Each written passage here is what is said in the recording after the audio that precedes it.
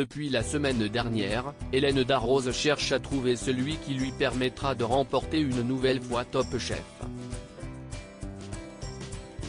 De nouveaux éliminés se sont ainsi battus pour continuer une semaine de plus. Filmé dans le plus grand secret à l'abri des regards des autres candidats et membres du jury, la brigade cachée est la nouveauté de Top Chef en 2023. Derrière ce nom un brin révélateur se cache Hélène Darroze, qui a annoncé en début d'aventure ne pas vouloir créer de brigade. Pour mieux nous surprendre par la suite. Car la chef renommée, qui déteste le céleri, une précision qui a échappé à Miguel la semaine passée, a décidé de faire cavalière seule en allant trouver son étoile du côté des éliminés de l'émission principale. Top Chef 2023, Gaston éliminé, le chef privé londonien retente sa chance chaque semaine, le candidat éliminé du jour sera confronté à celui qui a réussi la mise à l'épreuve d'Hélène Darroze 7 jours plus tôt, jusqu'au moment de l'ultime duel, qui permettra au grand gagnant de revenir dans Top Chef et de surprendre les candidats encore en course.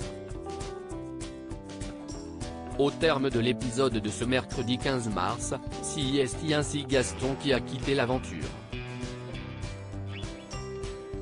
Le chef cuisinier privé, qui habite à Londres, a néanmoins retrouvé la chef quelques jours plus tard par visioconférence, et qui lui a confirmé que son heure n'était pas encore venue.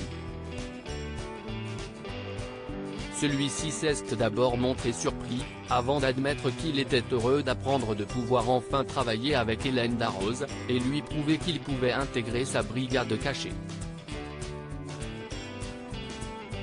Face à lui, un autre candidat de taille, Dany, connu aussi bien pour ses faits culinaires que pour sa musique, puisqu'il est également un rappeur accompli. La brigade cachée de Top Chef, qui de Gaston ou Dany s'est qualifiée? Dans le second épisode de la brigade cachée, les deux adversaires d'un soir ont dû se confronter à un défi de taille, un dessert oui, mais avec une surprise à l'intérieur.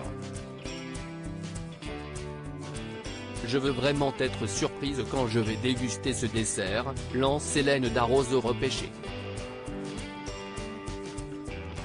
Objectif de la chef étoilée?